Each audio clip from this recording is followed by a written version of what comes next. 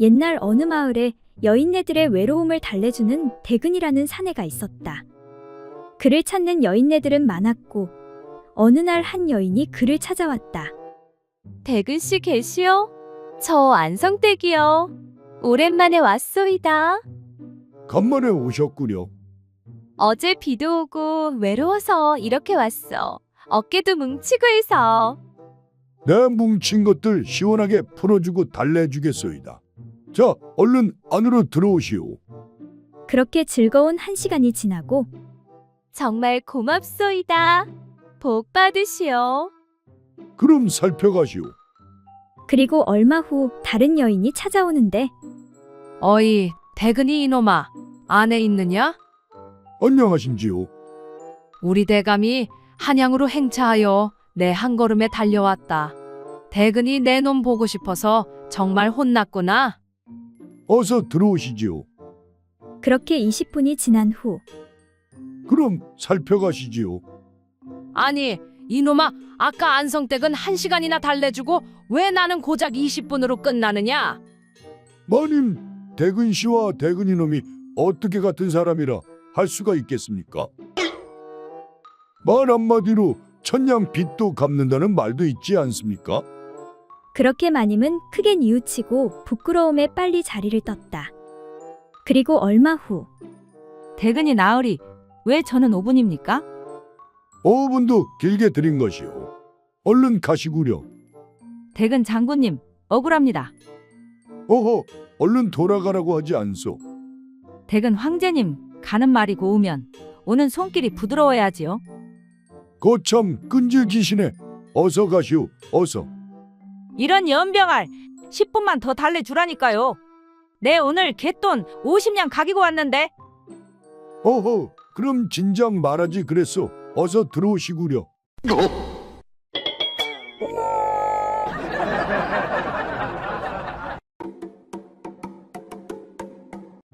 옛날 어느 고을 사또가 억세고 사납기로 소문난 아낙네를 붙잡아다 꿇어앉혀놓고 신문을 하고 있었다. 내 인연, 어찌 감히 하늘 같은 남편의 얼굴을 때려 상처를 입힌 것이냐? 이런 천하의 고약한 년 같으니. 그 말을 들은 사나운 여자가 말했다. 사또나리, 남편이라는 작자가 하나밖에 없는 저는 돌봐주지도 않고 맨날 술집에만 돌아다니며 살림을 모두 탕진해 없애버리니 어찌 그대로 보고만 있을 수가 있겠습니까? 서로 다투다 보니 얼굴에 상처가 나게 된 것인데 어찌 모두 제 잘못이라고 할 수 있겠습니까? 그 말을 들은 사또는 더욱 크게 화를 내며 뭐라고? 이런 방자한 계집을 보았나? 당장 주리를 틀고 목을 쳐야 할 것이야. 그러자 그 말을 들은 남편 되는 사람이 잔뜩 겁을 먹고 놀라며 말했다. 사또나리, 우리 부부가 서로 옥신각신한 것은 사실입니다. 그런데 이 얼굴의 상처는 제가 그만 실수로 문턱에 걸려서 넘어져 난 상처이지 부인이 때려서 난 상처가 절대 아닙니다. 그러니 제발 제 부인을 용서하여 주십시오. 그런데 그때 마침 이 광경을 지켜보던 사또 부인이 사또에게 말했다. 아니 여보, 주막집 기생한테 푹 빠져 가산을 탕진한 남편을 때린 것은 엄연히 아내의 의무인데 어찌하여 거꾸로 아낙네를 나무라고 벌을 내리려 하시오? 사또나 되는 양반이 그런 것도 모른단 말이오. 부인이 사또를 크게 나무라자 사또는 당황하며 말했다. 얼른 저 여자를 풀어주고 집으로 보내주어라. 잘못하다간 나도 문턱에 넘어져 얼굴에 큰 상처가 생길지 모르겠구나.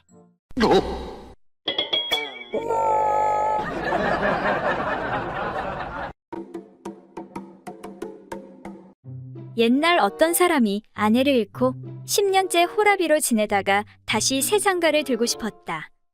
그래서 중매쟁이를 통해 어떤 참한 과부가 있다는 말을 듣고 재혼을 하기로 결심하였다.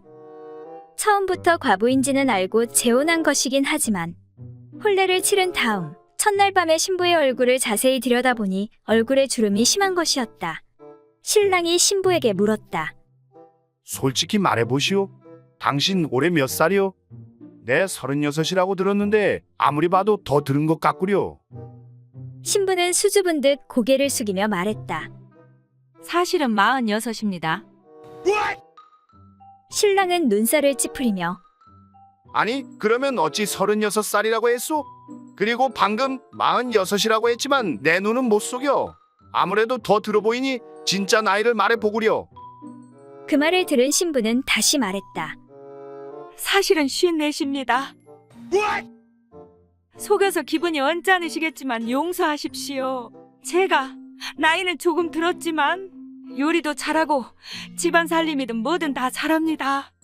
평생 지아비로 섬기고 따르겠으니 용서해 주십시오. 허허, 이거 참 54살이면 나보다 나이가 훨 많은데.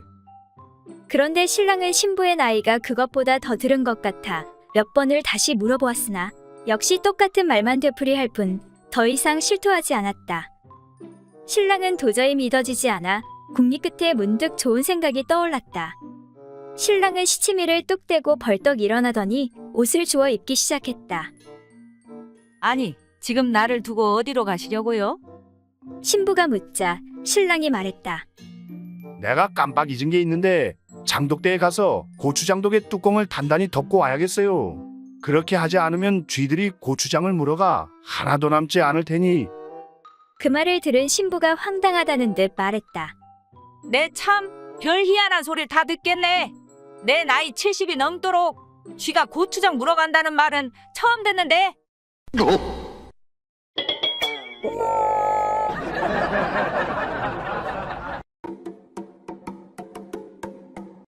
옛날 어느 마을에 어리숙한 농부가 있었다. 어느 날 농부는 우연히 사마귀가 나뭇잎에 몸을 가리고 레미를 잡는 모습을 보게 되었다. 옳거니 그거 참으로 좋은 방법이구나. 농부는 좋은 방법을 알아내었다고 생각하고 큰 나뭇가지를 한아름 가지고 와 나뭇잎으로 제 몸을 가리면서 아내에게 물었다. 여보, 내 몸이 보여? 안 보여? 그러나 작은 나뭇잎에 몸이 가려질 턱이 없으므로 아내가 신경질적으로 대꾸했다. 다 보여요. 그러나 농부는 단념하지 않고 계속 나뭇잎으로 이리저리 몸을 가리면서 다그쳐 물었다. 여보, 이제 보여? 안 보여? 아내는 그때마다 계속 보인다고 했으나 남편이 끈질기게 계속 물어보자 마침내 귀찮아진 아내가 아무렇게나 대답했다. 이제 안 보여요. 안 보여. 아싸, 드디어 성공이로구나. 성공한 것을 기뻐한 농부는 다음 날 알몸뚱이에 망태기를 메고 나뭇잎으로 몸을 가린 다음 시장으로 나갔다. 그리고 눈에 보이는 대로 물건을 마구 집어먹기도 하고 망태기에 담기도 했다. 이렇게 하니까 아무도 몰라보겠지. 농부는 나뭇잎으로 몸을 가렸으니 아무도 못 보리라 생각했다. 그런데 그때 상인들이 농부를 보고 말했다. 아니, 이보시오. 왜 벌거벗고 남의 물건을 함부로 훔쳐가는 것이오? 어서 저놈을 관가에 끌고 갑시다. 사람들이 어리숙한 농부를 끌고 관가로 갔다. 사또는 농부에게 크게 호통을 치며 네 이놈! 감히 남의 물건에 손을 대다니 마땅히 벌을 받아야겠다. 사또나리 잘못했습니다. 한 번만 용서해 주십시오. 농부는 몸을 벌벌 떨면서 자초지종을 이야기했다. 그 말을 들은 사또는 아니 세상에 이렇게 멍청한 자가 다 있다니. 사또는 하도 어이가 없어 농부를 그냥 집으로 돌려보냈다. 집으로 돌아온 농부는 마누라를 보며 소리쳤다. 세상에 참 마누라 말 믿었다. 옥에 갇힐 뻔했네.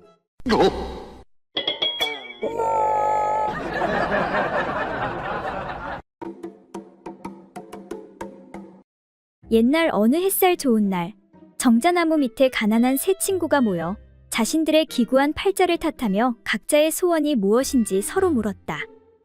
먼저 한 친구가 말하기를 나는 바라건대 다음 생에는 명창으로 태어나 위로는 정승판서로부터 밑으로는 시정아치에 이르기까지 애간장을 녹여 내 손안에 놀게 하고 사치와 행락을 마음대로 하여 이름을 일국에 날린다면 더 이상 바랄 게 없겠네. 이를 듣고 난 다른 친구가 말했다.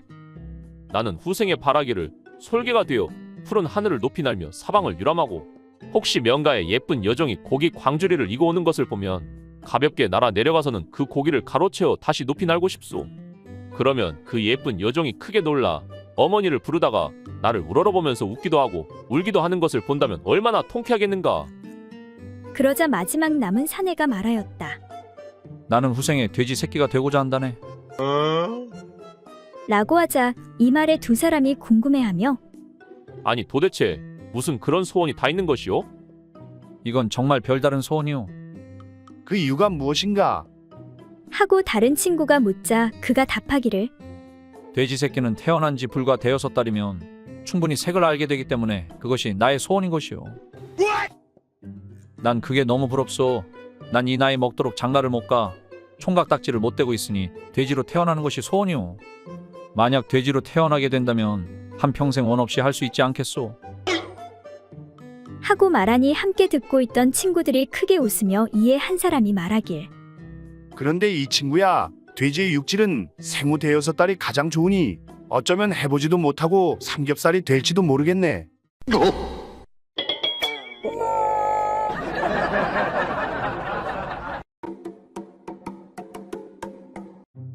옛날 어느 마을에 전쟁이 일어나 마을 사내들이 전장에 나가게 되었다. 이에 포졸 732도 전장에 나가게 되었는데 그는 전장으로 나가기 전 그의 아내 말자와 이야기를 나누었다. 서방님, 안 가면 안 되시나요? 당신이 이렇게 전쟁에 나가는 게 나는 너무 두렵습니다. 걱정 말구려. 내 그냥 농사꾼도 아니고 나라의 녹을 먹는 포졸인데 나라와 백성을 지키는 것이 내 사명이 아닌가. 그리고 내 창술이 조선 팔도에서 최고가 아니오. 외놈이든 어떤 놈이든 나에게 당해낼 자가 없소.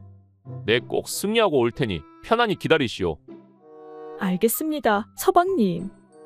아, 그런데 말이오. 가기 전에 하나 줄 게 있소. 네, 그게 무엇입니까? 정조대요. 이걸 잘 차고 있으시오. 아니, 갑자기 그게 무슨 말인가요?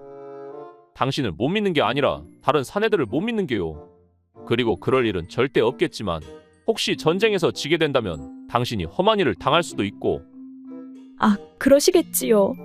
그럼 저도 지조를 지키며 서방님이 무사히 돌아오시길 빌고 있겠습니다. 그렇게 3달 후 732는 전쟁에 승리하고 돌아와 아내와 재회하는데 뭐 하시오? 어서 빨리 여시오. 진짜 짜증나네. 아, 열쇠가 어디 갔지? 내 분명 잘 챙겨 놓았는데. 진짜 3달 만에 거사를 치러야 되니까 나 오늘 완전 굶주린 살쾡이란 말이요. 어서 빨리 푸는 게 좋을게요. 조금만 기다리시오. 내 얼른 대장간 박노인에게 다녀오리다. 이에 남편은 급히 박노인을 찾아가는데 노인장 계시오? 나요. 내가 돌아왔소. 아니 이게 누군가? 73이 아닌가? 자네 죽었다고 들었는데 용케 살아 돌아왔군. 죽긴 누가 죽었다는 것이오. 누가 그런 헛소문을. 그건 그렇고 빨리 정조대 열쇠 하나 만들어 주시오. 어서 급하오. 그래, 근데 자네 부인이 말자댁이라고 했던가? 그렇소 노인장. 어서 서두르시오. 이에 잠시 생각하던 박노인이 말자댁 정조대라면 열쇠 필요 없소. 자물쇠가 고장나서 바늘로 몇 번 돌리니까 그냥 열리던걸.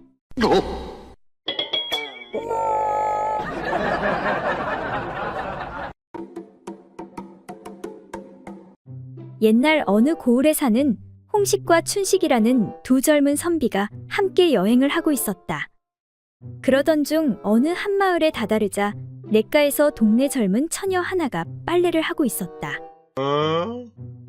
문득 홍식이 장난기를 참지 못하고 옆에 있던 춘식에게 말했다. 역시 시골 여인들이 참 순박하고 곱다니까.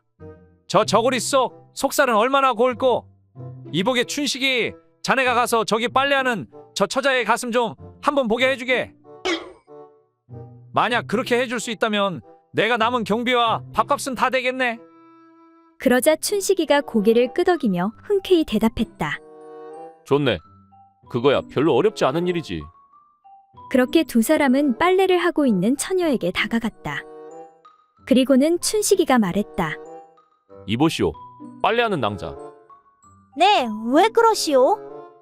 다름이 아니라 내가 듣자 하니 지금 이 고을에 마땅히 2개가 있어야 하는 것이 3개가 있는 요괴들이 있다고 하더이다. 그래서 그것들 때문에 큰 흉년이 들 것이라는 소문이 찾아오. 이에 고을원님께서 빨리 그 요괴를 잡아오면 큰 상을 내리겠다고 하시던데 내가 보기에는 온매무새를 보아하니 처자가 분명 가슴이 3개 달린 요괴 같소. 그러니 지금 당장 요괴가 아닌 것을 증명하지 못하면 내 관하로 끌고 가야겠소. 네, 뭐라고요? 내가 가슴이 3개 달린 요괴라고요? 그 말을 들은 처녀는 지레 겁을 먹고 허겁지겁 옷을 풀어 보이면서 말했다. 그게 무슨 소리예요? 자, 보세요. 제 가슴은 이렇게 2개뿐이에요. 라고 하며 봉긋한 가슴을 보여주었다. 이에 춘식이는 내기에서 이겼다고 좋아하며 자네 받는가? 틀림없이 약속을 지켜야 하네. 아이고, 내 오랜만에 좋은 구경했구먼. 틀림없이 약속은 지키지. 그때 처녀가 말했다. 선비님, 정말 원님께서 요괴를 잡아오면 큰 상을 주신다고 하셨습니까? 그렇소. 다행히 처자는 요괴가 아니니 이제 안심해도 되시오. 그런데 선비님, 제가 보니 저 옆에 있는 선비님이 아무래도 가운데 다리가 하나 더 달린 요괴 같은데 얼른 잡아가시지요.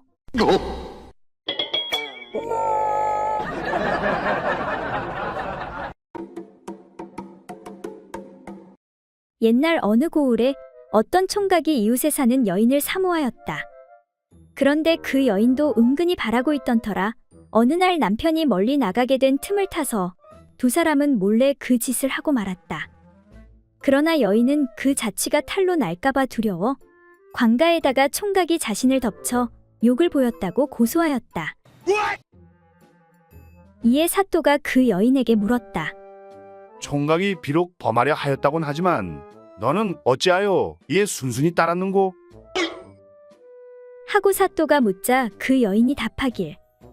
저 총각이 쇳내를 덮칠 적에 한 손으로 저희 2 손을 잡고 다른 손으로는 저희 입을 막고 또 다른 한 손으로 자신의 물건을 집어넣으니 저와 같이 연약한 여자가 어떻게 저항할 수 있었겠사옵니까? 그러자 사또가 한참 생각을 하더니 곧 크게 노하여 말했다. 아니, 세상에 손이 3개나 달린 사람이 어디에 있단 말인고? 바른 대로 말하지 않는다면 너는 무고의 죄를 면치 못할 것이다. 이에 여인이 두려워하며 말하기를. 실은 저의 손을 잡고 입을 막은 손은 분명히 저 총각의 손입니다. 그런데 저도 모르게 빳빳한 것이 그곳에 닿기만 하면 저절로 문이 열리니 어쩔 수가 없었습니다.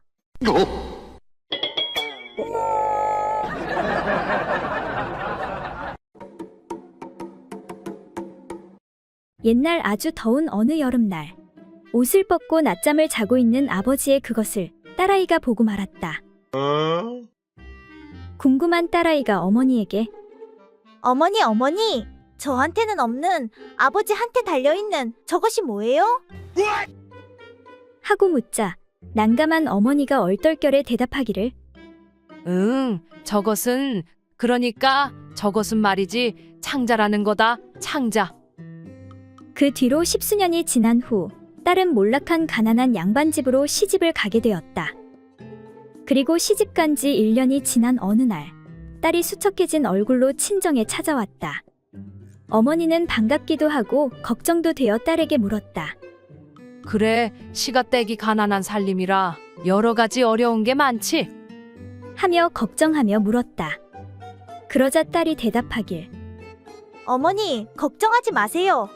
이번에 서방님이 과거에 급제하여 이제 집안이 먹고 살만해졌어요. 그래, 그거 정말 다행이구나. 군뱅이도 구르는 재주가 있다더니. 그런데 얘야, 근데 너의 표정은 왜 그리 어두운 것이냐? 하고 어머니가 물으니 딸이 한숨을 쉬며 대답하길. 집구석이 먹고 살만해지면 뭐 하겠어요? 서방님의 창자가 하도 시원찮아서 행복하지가 않아요.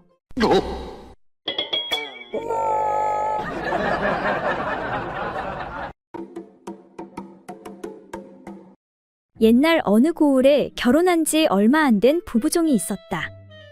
이들 부부는 아직 신혼인지라 애정 놀이를 밝혀 하루도 빠지지 않고 살을 맞대었다. 또한 낮에도 부부가 함께 들로 일하러 나가 사람들이 없는 한적한 곳이면 반드시 한바탕 즐겨야 일을 할 수 있었다. 그러던 어느 여름날, 주인 영감이 종에게 일렀다. 논에 잡초가 많이 자랐으니 너희 부부가 가서 모두 뽑아 놓도록 하여라. 하루 이틀이면 다 될 것이니라. 그리고 2, 3일이 지난 뒤 확인을 하자 종은 며칠 더 뽑아야 한다고 말하는 것이었다. 주인 어른, 생각보다 잡초가 많아. 며칠만 더 시간을 주십시오. 그거 참 이상한 일이다. 아무리 잡초가 많기로써니 며칠 더 뽑아야 한다는 게 믿기지 않는구나. 도대체 저것들이 나와서 무엇을 하길래 그러는지 내가 어디 한번 살펴봐야겠구나. 이튿날 아침 일찍 일어난 주인 영감이 슬며시 논으로 나가 살펴보니 큰 나무 밑에 무수한 발자국이 나 있고 반들반들하게 달아 있는지라 이를 수상하게 여겼다. 그리하여 그 나무 위로 올라가 잎으로 몸을 가린 채 숨어서 지켜보았다. 잠시 후 종부부가 한동안 논에서 잡초를 뽑다가 여종이 먼저 나무 밑으로 오니 곧이어 남편도 따라 나와서는 부부가 함께 옷을 벗는 것이었다. 이때 여종이 남편에게 말했다. 여보, 우리 지금 말놀이 한번 합시다. 그거 참 좋지. 이에 남편도 동의하니 아내가 엎드리더니 뒷발을 높이 들어차며 앞말 흉내를 내는 것이었다. 그러자 남편은 마치 순말처럼 두 팔을 땅에 짚고 기어가서는 아내의 그곳에다 코를 대고 킁킁 냄새를 맡았다. 그리고는 흡사 순말이 교미하는 것처럼 뒤로 올라타는 것이었다. 그렇게 남편이 말 흉내를 내면서 입을 들어 하늘로 향하는 순간 나뭇가지에 앉아있는 주인 영감을 보고 말았다. 소스라치게 놀란 남편은 말소리를 내며 힝, 이제 그만하고 일하러 갑시다. 여종은 무슨 까닭인지 몰라 발을 구르며 힝, 한창 재미있어지려는데 무슨 말을 하는 거예요? 남편이 다시 말 울음소리를 내면서 말했다. 힝, 나무 위를 보구려. 거기 누가 있는지 보구려. 이에 여종이 나무 위를 쳐다보자 주인 영감이 각, 나는 까마귀니 신경 쓰지 말고 하던 일 계속 하시오.